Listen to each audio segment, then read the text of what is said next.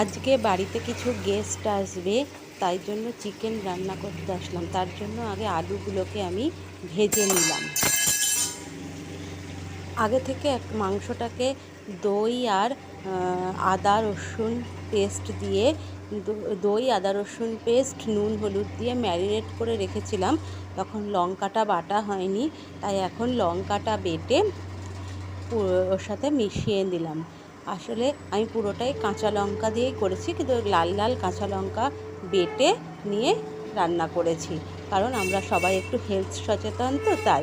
কিন্তু বাড়িতে গেস্ট আসবে, একটু তো ঝাল ঝাল করতে হয়, ওই কারণে।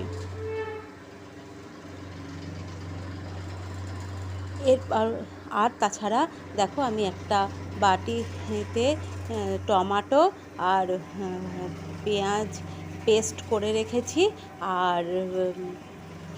আর কিছুটা পেঁয়াজ কুচিয়ে রেখেছি আমি ফোড়ন দেব বলে।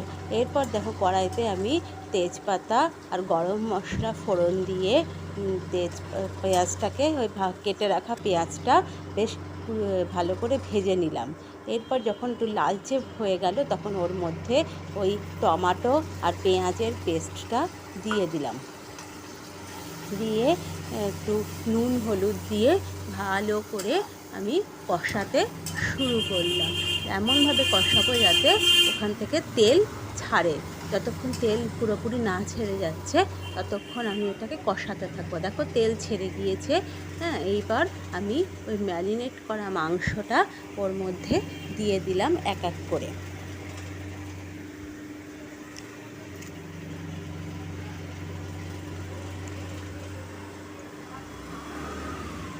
এরপর আমি বাটির মধ্যে যেটুকুনি মশলা লেগেছিল, সেটা একটু জল দিয়ে ভালো করে ধুয়ে দিয়ে দিলাম। দিয়ে খুন্তি দিয়ে নেড়ে চেড়ে ঢাকা দিয়ে দিলাম।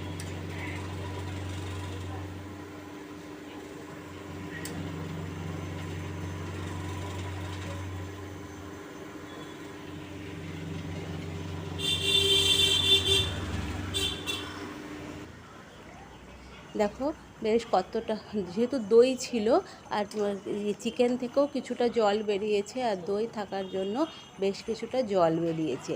এই জলেই চিকেনগুলো সিদ্ধ হয়ে যাচ্ছে। হ্যাঁ, সুতরাং আমাকে মনে হয় না খুব বেশি আর জল দিতে হবে। কারণ যদিও এমনিও আমি রান্নাটা একটু কষা কষা শুকনোই করব, কারণ এটা পোলাওয়ের সঙ্গে খাবে তো, তাই জন্য। দেখো, আমার মাংসটা একদম প্রায় শুকিয়ে হয়ে এসছে প্রায়। এবার আমি ওর মধ্যে ভাজা আলুগুলো দিয়ে দিলাম। ভাজা আলুগুলো দিয়ে হ্যাঁ, একবার একটু উষ্ণ গরম জল ঢেলে দিলাম ওর মধ্যে।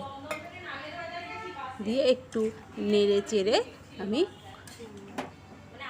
কড়াইয়ে ঢাকনা দিয়ে দিলাম।